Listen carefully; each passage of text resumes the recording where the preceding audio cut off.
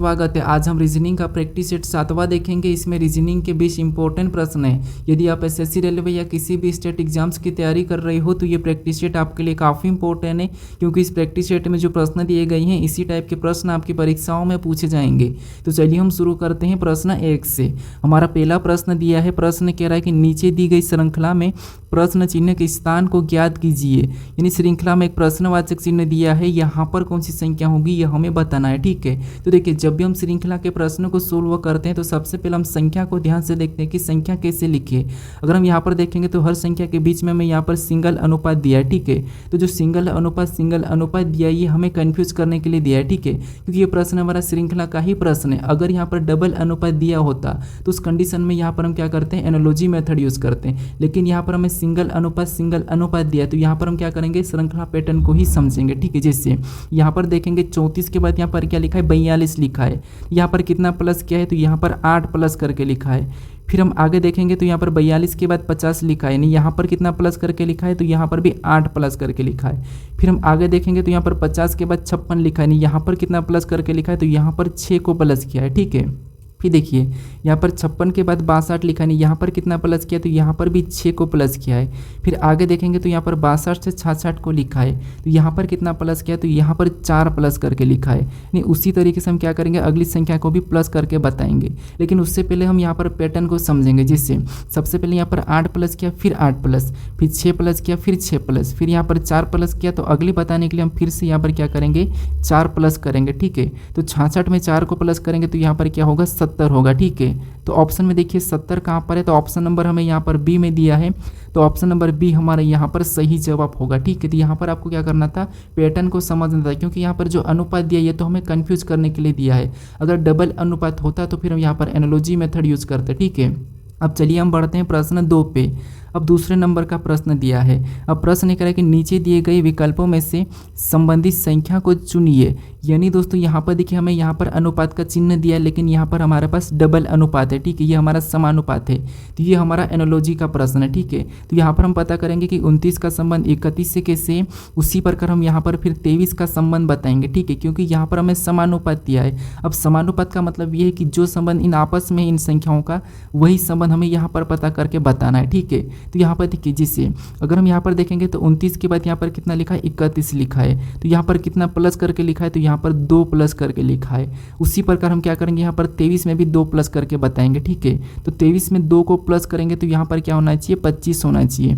लेकिन ऑप्शन में देखिए हमारे पास 25 नहीं है, तो ये लॉजिक यहाँ पर नहीं लगेगा। ठीक है, तो यहाँ पर थोड़ा लॉजिक को समझिए। अगर हम यहाँ पर देखेंगे तो ये हमारा 29 क्या है, विषम संख्या है, और 31 भी हमारा विषम संख्या है। ठीक है, तो उसी तरीके से 23 के बाद विषम संख्या अगला कौन सा होगा, 25 होगा, लेकिन वो भी यहाँ पर ऑप्शन में नहीं है। तो इसका मतलब ये है कि ये लॉजिक भी काम नहीं कर रहा है। तो फिर यहाँ पर क्या करेंगे, देखिए जैसे ये हमारा 29 अभाज्य संख्या भी है। ठीक है, तो 29 के जस्ट बाद अभाज्य संख्या कौन सी आती है, तो 31 आती है, और यहाँ पर 31 को लिखा है। तो उसी तरीके से अगर हम बताएंगे 23 भी हमारी अभाज्य संख्या है, और 23 के जस्ट बाद अभाज्य संख्या कौन सी आती है, तो आप कहोगे 29 आती है। तो जो प्रश्नवाचक चिन्ह यहाँ पर क्या होना चाहिए, 29 होना चाहिए। तो ऑप्शन में देखिए 29 कहाँ पर है, तो ऑप्शन नंबर सी में दिया है, तो ऑप्शन नंबर सी हमारा यहाँ पर सही जवाब होगा। ठीक है, तो यहाँ पर आपको लॉजिक को पता करना है।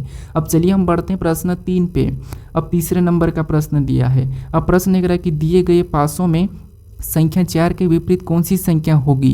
यानी हमें यहाँ पर 2 पासे दिए हैं। ठीक है, इनमें संख्या 4 के विपरीत कौन सी संख्या होगी ये हमें बताना है। ठीक है, ये इंपॉर्टेंट प्रश्न है, थोड़ा सा ध्यान से समझिए। देखिए हम जब भी एक से अधिक पासे को सोल्व करते हैं तो यहाँ पर क्या करते हैं, कॉमन संख्या या कॉमन लेटर देखते हैं। ठीक है, यानी कि कॉमन देखते हैं। तो यहाँ पर दोनों पासों में अगर हम कॉमन देखते हैं तो यहाँ पर हमें 1 और 4 कॉमन देखने को मिल रहा है दोनों पासों में। ठीक है, अब देखिए जब भी आपको डबल कॉमन देखने को मिलता है तो ये तो आपको पता होगा कि जो बची हुई संख्या एक दूसरे के विपरीत होती है। जैसे यहाँ पर 6 का विपरीत क्या हो जाएगा, 5, और 5 का विपरीत 6, ये एक दूसरे के विपरीत है। जो बची हुई संख्या एक दूसरे के विपरीत होती है, लेकिन हमें यहाँ पर किसका पूछा है, 4 का विपरीत पूछा है। अब देखिए ये आपको मैं पहले भी बताया था कि डबल कॉमन मिले तो फिर आपको यहाँ पर क्या करना है, संभावना में उत्तर बताना है। ठीक है, जिससे यहाँ पर कैसे बताना, तो अगर हम दोनों पासों को ध्यान से देखेंगे तो यहाँ पर हमारे पास कौन से अंक दर्शाए, तो यहाँ पर देखिए 1 4 यानी 1 4 5 6 ये यहाँ पर दर्शाया, ठीक है। यानी यहाँ पर 1 से लेकर 6 तक आपको पता है फलक होती है, मतलब 1 से 6 तक यहाँ पर अंक भी दर्शाए। इसका मतलब ये है कि जो संख्या हमें नहीं दिखाई दे रही वो इनके विपरीत हो गई, ठीक है। तो यहाँ पर संभावना में बनेगा, तो हमें कौन कौन सा दिखाई नहीं दे रहा है, तो यहाँ पर 1 से 6 के बीच में हमें यहाँ पर 2 नहीं दिखाई दे रहा पासों में और 3 नहीं दिखाई दे रहा। तो यहाँ पर 4 का विपरीत क्या होगा, या तो 2 या तो 3 संभावना में, ठीक है। तो ऑप्शन में देखेंगे 2 या 3, तो हमें ऑप्शन नंबर सी में दिया है, तो ऑप्शन नंबर सी हमारे यहाँ पर सही जवाब होगा, ठीक है। तो आपको यहाँ पर जब भी डबल कॉमन दिया जाए और डबल कॉमन का ही यहाँ पर आपको क्या पूछे, विपरीत पूछे, तो आपको यहाँ पर संभावना में बताना, ठीक। ये थोड़ा सा इंपॉर्टेंट प्रश्न है। बाकी ये तो आपको पता ही, जो बची हुई है तो एक दूसरे के विपरीत है, ये तो आप आसानी से बता लेते हो, ठीक है। अब चलिए हम बढ़ते हैं प्रश्न 4 पे। अब 4 नंबर का प्रश्न दिया है। अब प्रश्न करें कि निम्नलिखित वर्गों में सबसे उपयुक्त वेन आरेख का चयन कीजिए। यानी हमें यहाँ पर मंत्री दिया है, किसान दिया और इंजीनियर दिया है। इसका वेन डायग्राम कैसा बनेगा ये प्रश्न पूछा है, ठीक है। तो देखिए जब भी वेन डायग्राम के प्रश्न को सोल्व करते हैं तो हम क्या करते हैं, सबसे पहले इन तीनों शब्दों को ध्यान से देखते हैं कि ये तीनों शब्दों का आपस में कोई रिलेशन है या संबंध है या नहीं है, ठीक है। अगर फिर भी आपको समझ में नहीं आता है, थोड़ा सा ध्यान से समझिए। अगर आपको तीनों शब्दों का संबंध नहीं पता हो, मान लीजिए, तो आपको यहाँ पर क्या करना है, फिर एक एक शब्द का डायग्राम बनाना है, आपका डायग्राम ऑटोमेटिक बनेगा। जैसे यहाँ पर सबसे पहले हम क्या करते हैं, मंत्री का डायग्राम बना लेते हैं। तो ये हमने सबसे पहले क्या किया, मंत्री का डायग्राम बना लिया, ठीक है। ध्यान से समझिए। उसके बाद फिर आपको यहाँ पर क्या करना है, दूसरे शब्द का बनाना, जो कि यहाँ पर या तो आप किसान का बना सकते हैं या इंजीनियर का, ठीक है। तो मान लीजिए यहाँ पर हम क्या करते हैं, किसान का डायग्राम बनाते हैं। अब आपको क्या करना है, किसान का डायग्राम बनाने से पहले आपको ये देखना है कि जो पहले आपने मंत्री का डायग्राम बनाया है, क्या मंत्री और किसान का आपस में कोई संबंध है या नहीं है। तो हाँ, यहाँ पर देखिए, अब अपनी ओर से सोचिए, क्या मंत्री किसान नहीं हो सकता, क्या तो हो सकता। क्या किसान मंत्री नहीं बन सकता, क्या तो बन सकता। इसका मतलब यहाँ पर कुछ किसान मंत्री हो सकते हैं और कुछ मंत्री किसान हो सकते हैं। तो यहाँ पर इसका डायग्राम कैसा बनेगा, कुछ वाला बनेगा, ठीक है। उसके बाद अब तीसरे शब्द का बनाएंगे, जो कि हमें यहाँ पर दिया है इंजीनियर, ये हमारा लास्ट है, ठीक है। अब इसका बनाने से पहले भी आपको देखना है कि जो आपने किसान और मंत्री का डायग्राम बनाया है, क्या उनका इंजीनियर से कोई संबंध है या नहीं है। तो यहाँ पर अपनी ओर से सोचिए, देखिए यहाँ पर जैसे मंत्री और इंजीनियर, क्या कोई मंत्री इंजीनियर हो सकता है, क्या तो हाँ हो सकता। क्या कोई किसान इंजीनियर बन सकता, क्या हो बन सकता, क्योंकि कुछ किसान इंजीनियर होते हैं, तो इसीलिए यहाँ पर भी कुछ वाला ही बनेगा। अब कुछ कुछ वाला में दोनों को लेंगे, ठीक है। तो डायग्राम कैसा बनेगा, कुछ इस टाइप से बनेगा, ठीक है। तो ऑप्शन में देखिए, तो ऑप्शन नंबर हमें यहाँ पर बी में दिया है, तो ऑप्शन नंबर बी हमारा यहाँ पर सही जवाब थी, ठीक है।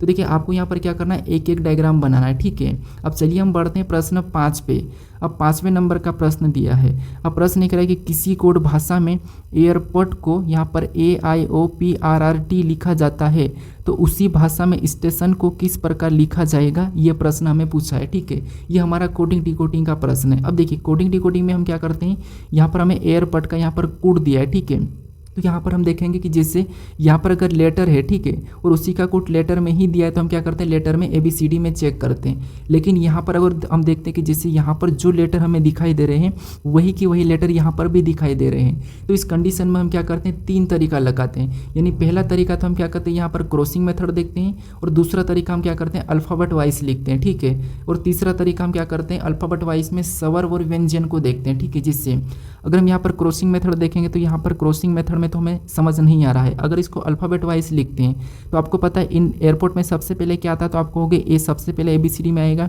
इनमें फिर सबसे पहले कौन आएगा, तो आप कहोगे आई आएगा। उसके बाद इनमें और सबसे पहले कौन आएगा, तो इनमें O आएगा, और O के बाद और इनमें सबसे पहले कौन आएगा, तो P आएगा। उसके बाद P के बाद कहोगे तो RR फिर T, तो यहाँ पर RRT हमें मिल गया है, ठीक है। और यही कोड हमें यहाँ पर दिया है, यहाँ पर दिया है, ठीक है। तो उसी तरीके से हम स्टेशन का बताएंगे। अब स्टेशन में सबसे पहले ABCD में कौन आता है, तो आप कहोगे A आता है, तो हम A को ले लेंगे।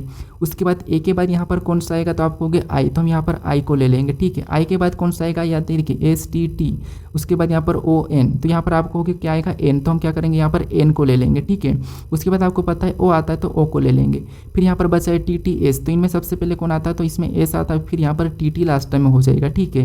तो ये हम ऑप्शन में देखेंगे, ठीक है। तो यहाँ पर AIN ऑप्शन में देखेंगे, तो यहाँ पर हमें ऑप्शन नंबर बी में दिया है AINOTST, यहाँ पर TST दिया है, ठीक है। तो यहाँ पर अगर हम और देखेंगे तो यहाँ पर हमें कहाँ देखने को मिल रहा है, तो यहाँ पर देखिए ओ हमारा 15 पे आता है तो ओ हमारा बाद में ही होगा, ठीक है। तो यहाँ पर हमें यही वाला ऑप्शन सही करना है, ठीक है। यहाँ पर क्या होगा, तो यहाँ पर जो दिया है हमें यहाँ पर एस होगा और यहाँ पर टी होगा, ठीक है। इतना सा आप थोड़ा सा चेंज कर लीजिए। तो ऑप्शन नंबर हमारा कौन सा वाला, तो यहाँ पर बी वाला सही जवाब होगा, ठीक है। अब चलिए हम बढ़ते हैं प्रश्न 6 पे। अब 6 नंबर का प्रश्न दिया है। अब प्रश्न कह रहा है कि विलुप्त संख्या ज्ञात कीजिए, यानी हमें यहाँ पर एक प्रश्नवाचक चिन्ह दिया है इस आकृति में, यहाँ पर कौन सी संख्या होगी ये हमें बताना है, ठीक है। तो ये हमारा लुप्त संख्या का प्रश्न है, ठीक है। देखिए जब भी हम लुप्त संख्या के प्रश्न को सोल्व करते हैं सबसे पहले आपको क्या करना है कि प्रश्नवाचक चिन्ह किस जगह दिया है वो देखना है। तो प्रश्नवाचक चिन्ह हमें यहाँ पर बीच में दिया है, ठीक है। तो दूसरी आकृति में बीच में संख्या कैसे लिखी है सबसे पहले फिर आपको पता करना है। जैसे यहाँ पर 60 कैसे लिखा है और यहाँ पर 24 कैसे लिखा है, ये दोनों को आपको पता करना है एक ही तरीके से, ठीक है। तो यहाँ पर हम पता करते हैं, ठीक है। जैसे सबसे पहले यहाँ पर हम 24 को पता करते हैं। अब 24 को लाने के लिए हम आपस की संख्या को ऐसा क्या करें कि हमें 24 मिले, ये हमें लाना है, ठीक है। तो अगर हम सबसे पहला तरीका कि सबको जोड़ लेते हैं तो 12 8 कितने होते हैं 20 और 20 में 6 को जोड़ेंगे तो यहाँ पर कितना हो रहे 26 हो रहे हैं, कितना हो रहे 26 हो रहे हैं। लेकिन यहाँ पर कितना लिखा 24। अगर हम यहाँ पर 26 को 24 बनाने के लिए क्या कर सकते हैं 2 माइनस करेंगे तब हमारे यहाँ पर कितने हो जाएंगे 24 हो जाएंगे, ठीक है। उसी तरीके से हम दूसरी आकृति में पता करेंगे। यहाँ पर 20 और 15 को भी जोड़ेंगे सेम तरीके से तो कितने होंगे 35 और 35 में 12 को जोड़ेंगे तो यहाँ पर कितना हो रहे 47 हो रहे हैं, ठीक है। कितने 47। और जैसे हमने यहाँ पर 2 माइनस किया तो सेम तरीके से यहाँ पर भी 2 को माइनस करेंगे तो यहाँ पर कितना हो रहा है, तो यहाँ पर हमारा हो रहा है 45। लेकिन यहाँ पर कितना दिया 60 दिया, मतलब ये लॉजिक यहाँ पर नहीं लगेगा, ठीक है। यानी जोड़ के हम नहीं बता सकते। तो फिर यहाँ पर क्या करेंगे थोड़ा सा समझिए। जिससे अगर हम यहाँ पर क्या करते हैं 8 में से 6 को घटा लेते हैं तो 8 में से 6 को घटाएंगे तो कितने बचेंगे 2 और 2 को यानी कि 12 के साथ गुणा कर देंगे, ठीक है। इसके साथ गुणा कर लेते हैं तो यहाँ पर कितना होगा, तो यहाँ पर 12 दूना 24 होगा, कितना होगा 24 होगा, ठीक है। और 24 यहाँ पर दिया है, 24 दिया है। इसी तरीके से हम दूसरी आकृति में पता करेंगे, तरीका आपको एक ही लगाना है, ठीक है। तो यहाँ पर 15 में से सबसे पहले 12 को घटाएंगे तो कितना बचेंगे 3 बचेंगे और 3 को भी क्या करेंगे यहाँ पर 20 गुना करेंगे, यानी कि यहाँ पर 20 के साथ गुना करेंगे तो कितना होगा 20 3 60, यहाँ पर कितना हो रहा है 60 हो रहा है, ठीक है। और 60 भी यहाँ पर दिया है, ठीक है। यानी कि एक ही तरीके से दोनों संख्या हमने पता किया तो सेम तरीके से यहाँ पर संख्या को बताएंगे, ठीक है। तो यहाँ पर 24 में से सबसे पहले क्या करेंगे 20 को घटाएंगे तो कितने बचेंगे, 24 में से 20 को घटाएंगे तो यहाँ पर बचेंगे हमारे 4, ठीक है। कितना बचेंगे 4 और 4 को क्या करेंगे 30 के साथ गुना करेंगे, ठीक है। ऊपर वाली संख्या जो कि हमारे यहाँ पर 30 है इसके साथ गुना करेंगे जैसे हमने यहाँ पर किया, यहाँ पर किया। तो यहाँ पर यानी कि 30 चौक कितने होते तो आप कहोगे 120, कितना होते हैं 120, यानी जो प्रश्नवाचक चिन्ह वहाँ पर क्या होगा 120 होगा, ठीक है। तो ऑप्शन में देखिए 120 कहाँ पर है, तो ऑप्शन नंबर सी में दिया है, तो ऑप्शन नंबर सी हमारे यहाँ पर सही जवाब हो जाएगा, ठीक है। अब चलिए हम बढ़ते हैं प्रश्न 7 पे। अब 7 नंबर का प्रश्न दिया है। अब प्रश्न ये कह रहा है कि नीचे दिए गए विकल्पों में से असंगत विकल्प का चयन कीजिए, यानी हमें यहाँ पर 4 विकल्प दिए, इनमें से कि 3 किसी न किसी प्रकार समान है लेकिन एक अलग है, उसी का हमें बताना, ठीक है। यानी कि एक असंगत है। तो यहाँ पर देखिए हमें शब्द दिया है, क्या दिया है, तो यहाँ पर बढ़ई दिया है, चित्रकार दिया है, वास्तुकार दिया है और नौकरी दिया है। इनमें से अलग कौन सा ये हमें बताना है, ठीक है। तो यहाँ पर अगर आप ध्यान से देखोगे तो बढ़ई भी एक खुद का काम होता है, चित्रकार एक खुद का काम होता है, वास्तुकार भी एक खुद का काम होता है, लेकिन नौकरी हम किसी की यहाँ करते हैं, ठीक है। ये हम किसी की यहाँ करते हैं इसलिए नौकरी हमारा क्या होगा इनसे अलग होगा, ठीक है। नौकरी हम क्या करते हैं प्राप्त करते हैं, किसी यहाँ करते हैं, लेकिन बढ़ई हम क्या करते हैं खुद का काम हम सीख जाते हैं, ठीक है। चित्रकार भी खुद का होता है तो इसीलिए यहाँ पर नौकरी अलग हो जाएगा, असंगत। तो ऑप्शन नंबर हमारे यहाँ पर डी वाला सही जवाब होगा, ठीक है। अब चलिए हम बढ़ते हैं प्रश्न 8 पे। अब 8 नंबर का प्रश्न दिया है। अब प्रश्न करें कि निम्नलिखित आकृति में कुल घनों की संख्या बताइए, यानी यहाँ पर आपको क्या करना है घनों की संख्या बताना है, ठीक है। ये इंपॉर्टेंट प्रश्न है, यहाँ पर थोड़ा सा तरीका समझिए, टाइप समझिए, ठीक है। देखिए आपको क्या करना है, जब भी घन काउंट करना है तो आपको कुछ भी नहीं करना, आपको नीचे से अंक लिखना। जैसे ये हमारा पहला स्टेप है, ये हमारा दूसरा स्टेप है, ठीक है। और इससे भी बड़ा होगा, मैं अगले प्रैक्टिस सेट में इससे भी बड़ा उससे भी बड़ा भी आपको एक ही तरीके से सोल्व करके बताऊंगा, ठीक है। जैसे यहाँ पर तरीका क्या करना, नीचे वाली स्टेप मतलब ये है, ठीक है। तो आपको क्या करना है यहाँ पर लिखना, यहाँ पर भी एक, यहाँ पर ये भी एक ही है, ठीक है। एक एक एक एक लिखा, उसके बाद आपको ऊपर वाले स्टेप में जाना ये वाला, ठीक है। यहाँ पर क्या करना 2 लिखना। अगर और भी यहाँ पर आपको एक और डिब्बा मिला और होता है तो 2 लिखते हैं, और भी लेता है तो और भी 2 लिखते हैं, लेकिन हमें एक ही डिब्बा तो 2 लिखेंगे।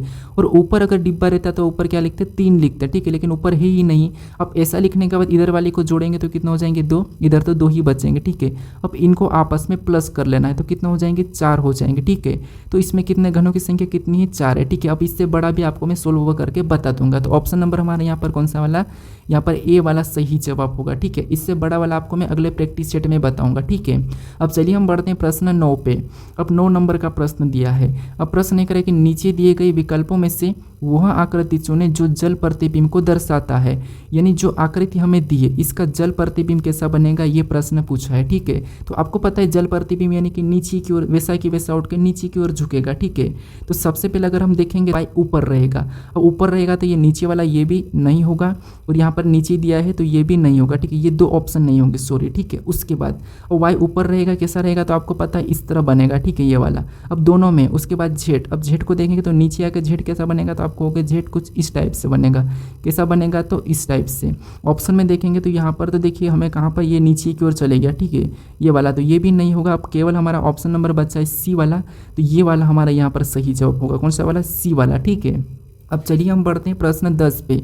अब 10 नंबर का प्रश्न दिया है। अब प्रश्न करें कि निम्नलिखित श्रृंखला में रिक्त पदों को पूरा कीजिए। यानी यहाँ पर हमारे पास लेटर की एक श्रृंखला है, इसी में यहाँ पर रिक्त पदों को पूरा करना है, ठीक है। तो जब भी आपको ऐसे श्रृंखला मिले तो उस कंडीशन में आपको कैसे सोल्व करना वो समझिए। आप क्या करते हैं, यहाँ पर सबसे पहले गिन लेते, फिर गुणनखंड निकालते हैं, फिर उसके बाद यहाँ पर क्या करते हैं, जोड़े बना के फिर आप सोल्व करते हैं। लेकिन ऐसा नहीं करना, आपको क्या करना है, सबसे पहले देखना है कि रिक्त स्थान कहाँ पर है। जैसे यहाँ पे देखिए आर के बाद रिक्त स्थान है और जेड से पहले है, तो आपको देखना है कि आर के बाद कौन सा लिखा और जेड से पहले कौन सा लिखा है। तो यहाँ पर आर के बाद आर लिखा और जेड से पहले आर लिखा है, तो वहाँ पर भी हम क्या करेंगे, आर को ही भर लेंगे, ठीक है। अब हमारा ऑटोमेटिक जोड़ा बन जाएगा। कैसे, देखिए यहाँ पर ZYRR मतलब आपस से Z रिपीट हुआ, तो यहाँ से एक जोड़ा बना लेते हैं क्योंकि रिपीट हो रहा है, ठीक है। उसके बाद आगे देखेंगे तो यहाँ पर Z के बाद, अब Z के बाद यहाँ पर Y है, यहाँ पर भी Y है, तो वहाँ पर हम क्या करेंगे, Y को भरेंगे। तो यहाँ पर हम Y को भर लेते हैं। अब ZYRR एक और जोड़ा हमारा ऑटोमेटिक सेम बना। फिर आगे यहाँ पर R को भर देंगे, Y के बाद R ही है, तो यहाँ पर भी ZYRR एक और जोड़ा हमारा सेम बन चुका। फिर यहाँ पर Z से यानी कि Y से पहले आपको पता है Z है, तो यहाँ पर हम क्या करेंगे, Z को भर लेंगे। तो यहाँ पे ZYRR मतलब पीछे भी R आ जाएगा, ठीक है। तो ये चारों जोड़े हमारे समान बन चुके। जैसे देखिए ZYRR यहाँ पर भी ZYRR, यहाँ पर भी ZYRR। तो हमें यहाँ पर पहले भी जोड़े बनाने की ज़रूरत नहीं है, बाद में ऑटोमेटिक बन जाता है, ठीक है। अब हमने कौन कौन से लेटर को भरा, तो सबसे पहले हमने R को भरा तो R को लिखेंगे, फिर हमने Y को भरा तो फिर हम Y को लिखेंगे, फिर हमने R को भरा तो वापस से R को लिखेंगे, फिर हमने यहाँ पर Z को भरा तो Z को, फिर हमने R को भरा तो R को, ठीक है। ये हमें ऑप्शन में देखना है, ठीक है। तो ऑप्शन में देखिए यहाँ पर RY हमें ऑप्शन नंबर कहाँ पर देखने को मिला, तो सी में देखने को मिल रहा है। तो ऑप्शन नंबर हमारे यहाँ पर कौन सा वाला, सी वाला सही जवाब होगा, ठीक है। अब चलिए हम बढ़ते हैं प्रश्न 11 पे। अब 11 नंबर का प्रश्न दिया है। अब प्रश्न ये करें कि एक कक्षा में 5 विद्यार्थियों का वजन अलग अलग है। डी सी से हल्का है, ए बी से भारी है, लेकिन डी से हल्का है, ई सी से भारी है, तो सबसे ज़्यादा वजन किसका है, ये प्रश्न पूछा है, ठीक है। तो देखिए ये भी हमारा एक तरह से रैंकिंग का ही प्रश्न है, यानी कि कोई ज़्यादा कोई कम, ठीक है। लेकिन आपको ऐसे प्रश्नों को यहाँ पर कोई ट्रिक नहीं लगाना, आसान भाषा में समझिए जो मैं तरीका बता रहा हूँ, ठीक है। यहाँ पर प्रश्न करा कि एक कक्षा में 5 विद्यार्थियों का वजन अलग अलग है, ठीक है, ठीक है। उसके बाद यहाँ पर कह रहा है कि डी सी से हल्का है, इतना पढ़िए। क्या कह रहा है कि डी सी से हल्का है, मतलब सी से हल्का है, मतलब सी ये हमारा हो गया, ठीक है। और इससे हल्का कौन है, डी है, तो हम क्या करेंगे, डी को यहाँ पर उससे नीचे बना लेंगे। ये हल्का है मतलब छोटा है। उसके बाद आगे प्रश्न कह रहा है कि ए बी से भारी है लेकिन डी से हल्का है। ए बी से भारी है लेकिन डी से हल्का है, इसका मतलब ए यहाँ पर हो जाएगा, डी से हल्का हो गया, लेकिन बी से भारी है तो बी इससे छोटा हो गया, ठीक है, ये हो गया। उसके बाद आगे प्रश्न कह रहा है कि ई सी से भारी है, तो यहाँ पर कह रहा है कि ई सी से भारी है। ई क्या है, सी से भारी है मतलब ई ऊपर चले जाएगा, ठीक है। ये सी से भारी है, ये ऊपर आ गया, ठीक है।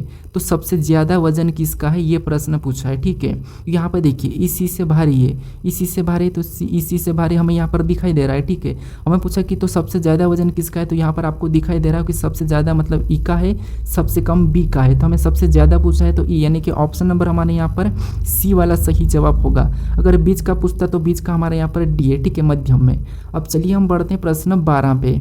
अब 12 नंबर का प्रश्न दिया है। अब प्रश्न ये कह रहा है कि नीचे दिए गए विकल्पों में से संबंधित शब्दों को चुनिए। यानी दोस्तों ये भी हमारा एनोलॉजी का ही प्रश्न है, क्योंकि यहाँ पर भी हमें समानुपात दिया है। तो जिस प्रकार किडनी का संबंध नेफ्रोलॉजी से है, तो हमें उसी प्रकार यहाँ पर मिट्टी का संबंध बताना है, ठीक है।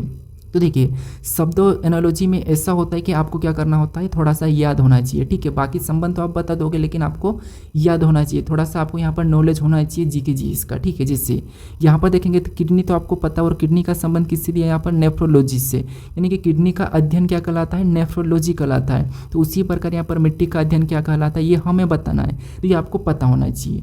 तो मिट्टी का अध्ययन काल कहलाता है, तो यहाँ पर देखेंगे ये एस्ट्रोलॉजी दिया है, ये तो आपको पता है भविष्य का अध्ययन कहलाता है, ठीक है, भविष्य का। फिर यहाँ पर हिपोलॉजी तो हमारा रक्त का, और यहाँ पर देखेंगे तो ये हमारा अंडे का, ओलॉजी अंडे का, हिमेटोलॉजी रक्त का, और यहाँ पर एस्ट्रोलॉजी तो आपको पता है भविष्य।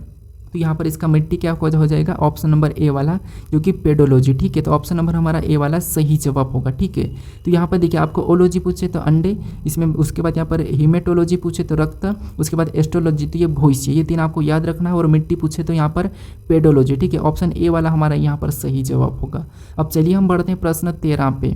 अब 13 नंबर का प्रश्न दिया है। अब प्रश्न करें कि यदि गुणा का अर्थ माइनस से और प्लस का अर्थ अब गुणा है तो निम्नलिखित व्यंजक का मान क्या होगा। अब दोस्तों ये प्रश्न भले ही छोटे हैं लेकिन आपको ऐसे ही प्रश्न देखने को मिले। इसके 3 टाइप होते हैं, आपको चिन्ह चेंज करना, उसके बाद आपको ऑप्शन में ऑटोमेटिक चिन्ह दिएंगे, कौन से चिन्ह को बदलने पर आपको ये समीकरण सही होगी, ऐसे ही टाइप रहते हैं। मैं हर प्रैक्टिस सेट में अलग अलग करवा रहा हूँ, ठीक है। ये एसएससी लिए काफ़ी इंपॉर्टेंट है, तो अच्छे से समझिए, फिर आपको बोर्ड मास रूल पे करना है, ठीक है। जैसे यहाँ पर क्या करना है, हमें यहाँ पर 6 प्लस कोष्टक भी दिया है, तो सबसे पहले देखिए हमें चिन्ह बदलना है, तो हम सबसे पहले यहीं पर चिन्ह बदल लेते हैं, ठीक है। नहीं सबसे पहले लिख लेते हैं 6 लिखा हमने, उसके बाद यहाँ पर प्लस का चिन्ह दिया, और प्लस का अर्थ यहाँ पर क्या कहा, तो प्लस का अर्थ यहाँ पर गुणा कहा, तो यहाँ पर गुणे का चिन्ह लगाएंगे, फिर कोष्टक लगाएंगे। अगला क्या दिया, 3 दिया, तो 3 को लिखेंगे, वापस से यहाँ पर गुणे का चिन्ह दिया है, और गुणे का अर्थ यहाँ पर माइनस का, तो यहाँ पर हम माइनस लगाएंगे, और 1 को लिखेंगे, फिर कोष्टक बंद करेंगे, फिर अगला हमें प्लस दिया है, और प्लस का अर्थ यहाँ पर गुणा का, तो गुणे का चिन्ह लगा के अगली संख्या 5 को लिखेंगे, ठीक है। अब इसके बाद इस समीकरण को सोल्व करना है।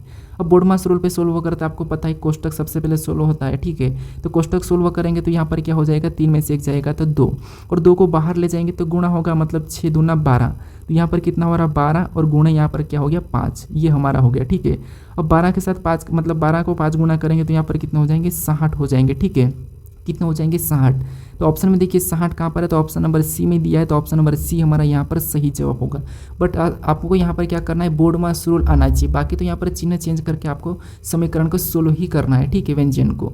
अब चलिए हम बढ़ते हैं प्रश्न 14 पे। अब 14 नंबर का प्रश्न दिया है। अब प्रश्न करें कि निम्नलिखित शब्दों का सही तार्किक और अर्थपूर्ण क्रम को चुनिए, यानी हमें यहाँ पर देखिए 4 विकल्प दिए, इसमें हमें सही तार्किक और अर्थपूर्ण क्रम को बताना है। अब यहाँ पर देखिए हमें क्या क्या देखने को मिल रहा है, तो मूंगफली, चूहा, सांप और बाज, सभी में यही देखने को मिल रहा है। अब हमें अर्थपूर्ण और तर्क यानी कि अर्थ और तार्किक में बताना है, तो यहाँ पर क्या करना है, तो यहाँ पर एक दूसरे से रिलेटेड होगा, या तो बड़ा छोटा माँ होगा या कुछ भी होगा। अगर हम देखेंगे तो यहाँ पर देखिए ऑप्शन यहाँ पर देखेंगे तो जिससे ऑप्शन ए को देखते हैं, ठीक है। तो यहाँ पर मूंगफली दिया है। अब मूंगफली को आपको पता है कौन खाता है, चूहा खा जाता है, ठीक है। उसके बाद चूहे को कौन खा सकता है, तो यहाँ पर सांप खा सकता है, और सांप को कौन खा सकता है, तो वो बाज खा सकता है। मतलब ये हमारा तार्किक और अर्थपूर्ण में क्रम में दिख रहा है। हम नीचे देखेंगे, अब चूहा मूंगफली को खाता है, ये बात ठीक है, और मूंगफली को क्या बाज खाता है क्या, तो ये तो नहीं है। फिर बाज को क्या सांप खाता है, ये भी नहीं, मतलब ये हमें नहीं मिल रहा है, ठीक है। तो ऑप्शन बी तो नहीं हो सकता। ऑप्शन हम देखेंगे सी को, तो यहाँ पर चूहा किसको खाता है, सांप को खाता है क्या, चूहा सांप को खाता है क्या, तो नहीं खाता है, मतलब ये भी हमारा सही नहीं है। फिर बाज क्या सांप को खाता है, तो ये ठीक है। और सांप मूंगफली को खाता है क्या, तो नहीं, सांप चूहे को खा सकता है लेकिन मूंगफली को नहीं, इसीलिए ये भी हमें नहीं होगा सही, ठीक है। तो ऑप्शन नंबर कौन सा वाला यहाँ पर सही लग रहा है, ऑप्शन नंबर ए वाला। तो ये हमारा यहाँ पर तार्किक और अर्थपूर्ण क्रम को दर्शाता है, ठीक है। तो ऑप्शन नंबर हमारा यहाँ पर ए वाला सही होगा, क्योंकि देखिए मूंगफली को चूहा खाता है, चूहे को सांप और सांप को बाज, तो इसीलिए ऑप्शन नंबर ए हमारा यहाँ पर सही जवाब होगा, ठीक है। अब चलिए हम बढ़ते हैं प्रश्न 15 पे। अब 15 नंबर का प्रश्न दिया है। प्रश्न यहाँ पर देखिए सबसे पहले हमें कथन दिया है, उसके 2 निष्कर्ष भी दिए हैं, यानी हमें यहाँ पर सबसे पहले कथन को समझना है, कथन क्या कह रहा है, कथन की सुनना है, ठीक है। कथन को आपको स्पष्ट 100% मानना है, जो कथन कह रहा है ठीक है अपन को सही मानना है। उसके बारे में अगर निष्कर्ष गलत कहा, अगर निष्कर्ष कथन से हट के कहा, तो अपन को उसको गलत मानना है, ठीक है। कैसे, अब थोड़ा समझिए। जैसे हमें पहला कथन कह रहा है कि सभी सड़कें वाहन है, तो हमें जितनी भी सड़क है उनको वाहन मानना है, नहीं तो अपनी ओर से मत दिमाग लगाना कि नहीं यार वाहन सड़क कैसे हो सकती है, ये मत दिमाग लगाना।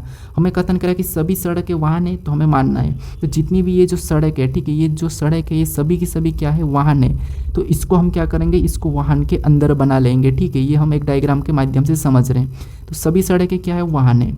अब जो वी लिखा है ये इसका प्रतीक है, एस हमारा यहाँ पर सड़कें का प्रतीक है, ठीक है। अब दूसरा हमें क्या कह रहा है, तो दूसरे को समझिए। दूसरा कह रहा है कि कुछ वाहन पेड़ है। अब कुछ वाहन क्या है, पेड़ है, तो ये भी हमें मानना है कि कुछ वाहन पेड़। तो डायग्राम कैसे बनेगा आपको पता है, कुछ वाला, कुछ वाहन पेड़ है तो हम यहाँ पर वाहन को कुछ वाला ले लेंगे, पेड़ है तो यहाँ पर इसका प्रतीक में पी बना देता हूँ समझने के लिए। उसके बाद अब हम यहाँ पर क्या करेंगे, निष्कर्ष को देखेंगे। अब पहला निष्कर्ष कह रहा है कि कुछ पेड़ सड़कें हैं। अब यहाँ पर देखिए क्या कुछ पेड़ सड़कें हैं क्या, तो यहाँ पर पेड़ और सड़कें तो हमें यहाँ पर नहीं दिखाई दे रही है, तो ये तो हमारा गलत होगा, क्योंकि यहाँ पर कुछ पेड़ सड़कें नहीं है, तो ये तो हमें गलत कह रहा है, ठीक है। फिर दूसरे को देखेंगे। अब दूसरा कह रहा है कि सभी वाहन पेड़ है। क्या सभी की सभी वाहन पेड़ है क्या, तो हमें यहाँ पर सभी की सभी वाहन पेड़ नहीं दिखाई दे रहे, हमें तो यहाँ पर कुछ वाले वाहन पेड़ दिखाई दे रहे। कुछ वाहन पेड़ है, कुछ पेड़ वाहन है, तो हमें यहाँ पर कुछ दिखाई दे रहे हैं, लेकिन ये सभी करा मतलब ये भी हमें गलत कह रहा है। तो ऑप्शन में देखिए न तो पहला और न ही दूसरा निष्कर्ष सही है, यानी न तो पहला न तो दूसरा, यानी दोनों ही गलत है, मतलब ऑप्शन नंबर सी में दिया है, तो ऑप्शन नंबर सी हमारा यहाँ पर सही जवाब होगा, ठीक है। अब चलिए हम बढ़ते हैं प्रश्न 16 पे। अब 16 नंबर का प्रश्न दिया है। अब प्रश्न ये करें कि नीचे दी गई श्रृंखला में प्रश्न चिन्ह के स्थान को ज्ञात कीजिए। अब दोस्तों यहाँ पर हमारे श्रृंखला का ही प्रश्न है, लेकिन ये हमारा आकृति श्रृंखला का है, ठीक है। इस आकृति श्रृंखला के पैटर्न को समझते जाना और अगली आकृति में कौन सा वो आएगा, प्रश्नवाचक चिन्ह की जगह कौन सी आकृति आएगी, ये हमें बताना। ये भी एसएससी के लिए काफ़ी इंपॉर्टेंट है, एसएससी रेलवे या फिर स्टेट एग्जाम सभी के लिए है, ठीक है। तो हम जितने भी जो प्रश्न यहाँ पर सोल्व करते हैं इन प्रैक्टिस सेटों में, वो सभी चैप्टर के इंपॉर्टेंट प्रश्न है जो कि परीक्षा में पूछे जा सकते हैं और नए नए पैटर्न पे है, ठीक है। तो इसीलिए आपको प्रैक्टिस सेट को पूरा देखना है, डेली देखना है, ठीक है। अब कुछ समय बाद आपको पता है मैं आपको चैप्टर वाइज पढ़ाने वाला हूँ सितंबर से, ठीक है। सितंबर से आपको मैं चैप्टर वाइज सारे जितने भी रीजनिंग के लगभग 35 प्लस चैप्टर है एडवांस तक सारे मैं आपको पढ़ा दूंगा, जो कि बेसिक से होगा, ठीक है। अब देखिए यहाँ पर हम देखेंगे श्रृंखला को समझेंगे तो पहले में क्या समझ सकते हैं, या तो हम बिंदिया का देख सकते हैं या फिर दूसरा हम नीचे वाले चिन्हों को इनको देखते हैं, ठीक है। यहाँ पर देखेंगे तो यहाँ पर हमारे पास कितने चिन्ह थे, 4 चिन्ह थे, ठीक है। कितने 4 चिन्ह, 4 लाइन है, ठीक है। लेकिन अगले में 3 लाइन मतलब एक गायब हो चुकी।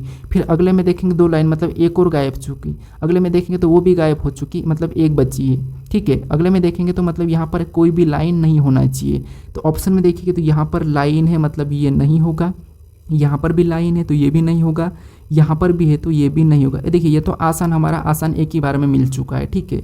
तो यहाँ पर हमारा ऑप्शन कौन सा वाला सही होगा, तो ऑप्शन नंबर सी वाला। अब यहाँ पर बिंदिया का देखें तो इस कोने में हमारा यहाँ पर कोरा बिंदिया था, लेकिन यहाँ जाके इस साइड होके क्या हो गया, ब्लैक हो गया।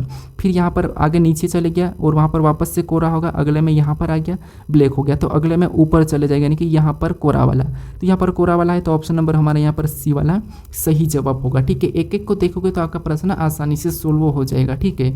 अब चलिए हम बढ़ते हैं प्रश्न 17 पे। अब 17 नंबर का प्रश्न दिया है। प्रश्न ये करे कि एक्स वाई का पिता है लेकिन जेड का पुत्र है, डब्ल्यू एक्स की पुत्री है, तो जेड का डब्ल्यू से क्या संबंध है। ये हमारा ब्लड रिलेशन का प्रश्न है, रक्त संबंध का। अब देखिए इन प्रश्नों को भी आपको स्वयं को लेकर करना है, प्रश्न आसान है, आसानी से सोल्व हो जाएगा, ठीक है। देखिए जैसे प्रश्न ये कह रहा है कि एक्स वाई का पिता है। अब देखिए एक्स क्या है, एक्स वाई का पिता है तो वाई नीचे चले जाएगा, क्योंकि उसका पिता एक्स है ना, ये पुत्र है तो छोटा है तो नीचे रहेगा। उसके बाद अपने प्लस क्यों लगाए, प्लस पहचान के लिए कि ये क्या है, पुरुष है। उसके बाद एक्स वाई का पिता है, अब आगे पढ़ेंगे तो लेकिन जेड का पुत्र है। अब एक्स वाई का पिता है लेकिन जेड का पुत्र है, मतलब ये एक्स किसका पुत्र है, तो ये जेड का पुत्र है, तो मतलब जेड ऊपर चले जाएगा। अब जेड कौन है, यहाँ पर पुरुष है कि महिला है, ये तो कहा नहीं है, ठीक है। अब देखिए आगे प्रश्न ये करे कि डब्ल्यू एक्स की पुत्री है। डब्ल्यू क्या है, एक्स की पुत्री है, मतलब इसका मतलब ये वाई की क्या हो जाएगी, बहन हो जाएगी। एक्स की पुत्री कौन है, डब्ल्यू है, तो वाई की कौन हो जाएगी, बहन हो जाएगी, ठीक है। तो यहाँ पर हम बहन बना लेते हैं, यानी कि माइनस लगा लेंगे, ये महिला है। तो यहाँ पर प्रश्न करे कि तो जेड का डब्ल्यू से क्या संबंध। अब काफ़ी सारे आप लोग क्या करते हो, यहाँ आकर कन्फ्यूज हो जाते हो कि हम कैसा रिलेशन बताएं। तो देखिए यहाँ पर जेड का डब्ल्यू से क्या संबंध, तो यहाँ पर डब्ल्यू से, जेड का डब्ल्यू से, तो जहाँ भी से लगा वहाँ से आपको क्या करना है, उल्टा बताना है। नहीं यहाँ पर डब्ल्यू का जेड क्या लगेगा, ये मैं हर बार आपको बताता हूँ। तो डब्ल्यू का जेड क्या लगेगा, तो यहाँ पर डब्ल्यू का जेड क्या लगेगा, तो यहाँ पर देखिए ऊपर जाएंगे तो यहाँ पर देखिए ये इसका कौन है, पिता है, और ये पिता का कौन है, पिता या माता, ये हमें कंफर्म नहीं कहा है, ठीक है। माता है कि पिता है ये हमें नहीं कहा है, तो इसका मतलब ये तो कौन हो सकता है, या तो दादा हो सकता, कौन हो सकता है, दादा हो सकता, या फिर ये दादी हो सकती है। क्या हो सकता है, दादी हो सकती है, ठीक है। अब हम ऑप्शन में देखेंगे, ये प्रश्न पूछा था, ठीक है। तो ऑप्शन में हमें यहाँ पर क्या दिया, भाई दिया है तो नहीं होगा, पिता दिया है तो ये भी नहीं होगा, यहाँ पर पुत्र दिया है तो नहीं होगा। ऑप्शन हमारा बचा डी वाला, तो यही वाला हम लगाएंगे क्योंकि यहाँ पर हमें दादा दिया है, तो या तो यहाँ पर दादी भी हो सकती है, ठीक है, दादा या दादी हमें यहाँ पर ऑप्शन में देना था, लेकिन परीक्षा में एक ही ऑप्शन दिया था जो कि यहाँ पर क्या दिया था, सिर्फ दादा दिया था और दादा ही परीक्षा सही मानी थी, ठीक है। तो कभी कभी ऐसा होता है, बाकी हम देखेंगे तो जेठ हमारा दादा या दादी हो सकता था, ठीक है। तो ऑप्शन नंबर हमारे यहाँ पर कौन सा वाला, डी वाला अभी तक सही है और इसको ही एग्जाम सही मानी थी, ठीक है। अब चलिए हम बढ़ते हैं प्रश्न 18 पे। अब 18 नंबर का प्रश्न दिया है। अब प्रश्न करें कि सोनू को याद है कि टीना का जन्मदिन 12 जून से पहले आता है लेकिन 8 जून के बाद, जबकि रीना को याद है कि टीना का जन्मदिन 15 जून से पहले लेकिन 10 जून के बाद, तो टीना का जन्मदिन कब आता है, ये प्रश्न पूछा है। अब प्रश्न काफ़ी बड़ा है, आपको ऐसा लग रहा होगा कि इतना प्रश्न कहाँ सोल्व करूँ, लेकिन ये आपका बहुत ही आसान प्रश्न है, सेकेंडों का, ठीक है। अब तरीका समझिए, आपका तरीका क्या होगा ये मुझे नहीं पता, लेकिन मेरा तरीका समझिए। अगर आप बुक में भी करोगे तो सारे प्रश्न आपको इस ट्रिक से बन जाएंगे, ठीक है। देखिए क्या करना, सबसे पहले हमें कह रहा है कि यहाँ पर सोनू का जन्मदिन, यानी कि सोनू को याद है कि टीना का जन्मदिन 12 जून से पहले, बस इतना याद रखो, 12 जून से पहले, ठीक है। तो 12 यानी कि यहाँ पर हम पहले वाले को लिखते बी, पहला मतलब बी मतलब बाद, ये ठीक है। अब 12 जून से पहले तो यहाँ पर हम 12 को लिख लेते हैं, ठीक है, जून से पहले, ठीक है। उसके बाद यहाँ पर कह रहा है कि 8 जून के बाद, अगला कह रहा है कि 8 जून के बाद, तो बाद वाले को हम क्या करेंगे, इधर लिखेंगे। उसके बाद आगे कह रहा है कि यहाँ पर देखिए रीना को याद है कि टीना का जन्मदिन 15 जून से पहले, अब 15 पहले मतलब इधर और 15 को लिख लेंगे, और यहाँ पर 10 जून के बाद उसको हम क्या करेंगे, इधर लिख लेंगे। ऐसा लिखने के बाद आपको क्या करना है, इनको तो गोल कर लेना, ठीक है। यहाँ पर इनको क्या करना है, गोल कर लेना। अब बीच में आपको क्या करना है, गिनती तो आपको पता है, इनके बीच के अंकों तो आपको पता ही होगा, जिससे 12 और 8 के बीच में कौन कौन सी संख्या आती है, तो इधर से लिखेंगे तो यहाँ पर 9 हो जाएगा, उसके बाद यहाँ पर 10 हो जाएगा, उसके बाद यहाँ पर 11 हो जाएगा, ठीक है। ये इनके बीच की संख्या है, और नीचे भी बीच की संख्या है, तो 10 से, यानी कि 10 से पहले क्या होगा, तो यहाँ आपको होगी 11, उसके बाद यहाँ पर 12, उसके बाद यहाँ पर 13 और यहाँ पर 14, ये हमारी 10 से इनके बीच की है, ठीक है। अब आपको ऐसा लिखने के बाद यहाँ पर कॉमन देखना है। कॉमन क्या देखना है कि कॉमन यहाँ पर संख्या कौन सी है, तो कॉमन आपको पता है ऊपर नीचे दोनों में कॉमन हमें 11 देखने को मिल रही है, ठीक है। क्या देखने को मिल रही है, 11 देखने को मिल रही है। तो यहाँ पर देखिए 11 देखने को मिली है, तो इसका मतलब ये है कि इसका जन्मदिन कब पड़ेगा, 11 को पड़े, बस आसान है। तो ऑप्शन में देखिए 11 जून ऑप्शन नंबर हमें यहाँ पर बी में दिया है, तो ऑप्शन नंबर बी हमारा यहाँ पर सही जवाब होगा, ठीक है। बस आपको यहाँ पर क्या करना है, पहले वाले को अलग लिखना है, बाद वाले को अलग लिखना है, बीच में संख्या का अंत देख लेना है, ठीक है। जो बीच की संख्या लिखो, कॉमन देखो, जो कॉमन अगर डबल कॉमन है तो वो दोनों या तो ऐसे ये वाले कंडीशन बनेंगे, ठीक है। तो हमारा ऑप्शन नंबर यहाँ पर बी वाला सही जवाब होगा। अब चलिए हम बढ़ते हैं प्रश्न 19 पे। अब 19 नंबर का प्रश्न दिया है। अब प्रश्न करें कि नीचे दिए गए कागज को मोड़ा और काटा जाता है तो उसे खोलने पर होगा, यानी कि कैसा दिखाई देगा। अब देखिए आपको यहाँ पर क्या करना है, यहाँ पर दर्पण प्रतिबिंब, जल प्रतिबिंब, ये दो चीज़ें यहाँ पर होती है, ठीक है। अगर आपने उसको अच्छे से सीखा होगा तो ये आसानी से कर लोगे। बाकी एक और तरीका है, आपको यहाँ पर कुछ नहीं करना है, ये जो हमें निशान बता रहा है, ठीक है, सबसे पहला निशान बता रहा है, मतलब यहाँ पर इस तरफ पलटाना। तो पहला निशान हमें नीचे की ओर करा है, अगर यहाँ पर ये नीचे की ओर करा तो ऊपर भी ये वाला जो सभी में मतलब यहाँ पर ऐसा कि वैसा बनेगा, ठीक है। कैसा बनेगा, कुछ इस टाइप सभी में बन जाएगा। तो अगर हम देखेंगे तो बीच में तो ये एक ही है, तो नहीं होगा। ऑप्शन पे भी ध्यान दीजिए, यहाँ पर कुछ भी नहीं है, मतलब ये भी नहीं होगा। यहाँ पर 2 ही है तो ये भी नहीं होगा। तो हमें यहाँ पर क्या करना है, सीधा ऑप्शन बी को लगाना है। यहाँ पर हमें प्रश्नों में ज़्यादा सोल्व करने की भी ज़रूरत नहीं पड़ेगी, क्योंकि अगर ये यहाँ पर, अब ये भी इस कोने पर होगा, ये वाला ये यहाँ पर भी होगा, ये यहाँ पर भी होगा, बाकी एक एक यहाँ पर भी बनेंगे, ठीक है। तो ये इस प्रकार का, तो ऑप्शन नंबर हमारा बी वाला सही जवाब होगा, ठीक है। अब चलिए हम बढ़ते हैं प्रश्न 20 पे। अब 20 नंबर का प्रश्न दिया है। प्रश्न कह रहा है कि निम्नलिखित आकृति में प्रश्न चिन्ह के स्थान को पूरा करे, यानी इस आकृति में यहाँ पर जो प्रश्नवाचक चिन्ह दिया है यहाँ का भाग नहीं है, तो ये इसमें हम कौन से विकल्पों को वैसा कि वैसा रखें कि ये आकृति हमारी पूरी होगी, ये प्रश्न पूछा है, ठीक है। तो यहाँ पर देखिए, अगर हम इस वाले भाग को, एक एक भाग को देखना, हमें यहाँ से इतने वाले टुकड़े को, फिर इतने वाले टुकड़े को, फिर इतने वाले टुकड़े को, ठीक है। तो यहाँ पर अगर हम देखेंगे तो ये 100 और 100 दोनों इधर सामने आमने सामने, लेकिन ऊपर की ओर है। तो अगले में भी 100 कहाँ पर होगा, यहाँ पर होगा। अगर हम देखेंगे तो ऑप्शन हमें ए में नहीं दिया है, ऑप्शन डी में नहीं दिया है, तो 2 तो नहीं होंगे। हमारे पास बचे ये वाले 2 ऑप्शन, ठीक है। कौन से वाले, बी और सी। अब देखिए इसमें देखेंगे तो आपको पता है, यहाँ पर हम देखेंगे तो ये एक बार कौन सा वाला, तो यहाँ पर चिन्ह नहीं है, ठीक है। इसका मतलब यहाँ पर भी चिन्ह एक में नहीं होगा, लेकिन यहाँ पर दोनों में चिन्ह दिया है, ठीक है। यहाँ पर हमें दोनों में एक तरफ चिन्ह दिया, इसका मतलब इसके सामने तो चिन्ह होगा, इधर वाले में चिन्ह होगा, लेकिन किस तरफ होगा, यहाँ ऊपर है तो यहाँ पर भी ऊपर की ओर होगा, ठीक है, ऊपर की ओर होगा, और यहाँ पर ये हमारा इसमें हो जाएगा, ठीक है। तो यहाँ पर क्या होगा, तो देखिए ये ऊपर की ओर नहीं होगा क्योंकि ये त्रिभुज हमारा यहाँ पर है, तो यहाँ पर ये समान बन रहा है, ये हमारा समान है तो ये भी हमारा समान है, ठीक है। तो ये वाला जो चिन्ह हमारा यहाँ पर होगा, ठीक है। तो ये वाला हमारा ऊपर वाला यानी कि बी वाला नहीं होगा, हमारा ऑप्शन नंबर सी वाला यहाँ पर सही होगा। कौन सा वाला? Option number C. अब प्रश्न हमारा 21वां है, ठीक है। ये प्रश्न हमारा टेस्ट क्वेश्चन है कि ये आपका टेस्ट है, ठीक है। यानी प्रश्न कह रहा है कि असंगत विकल्पों को चुनिए।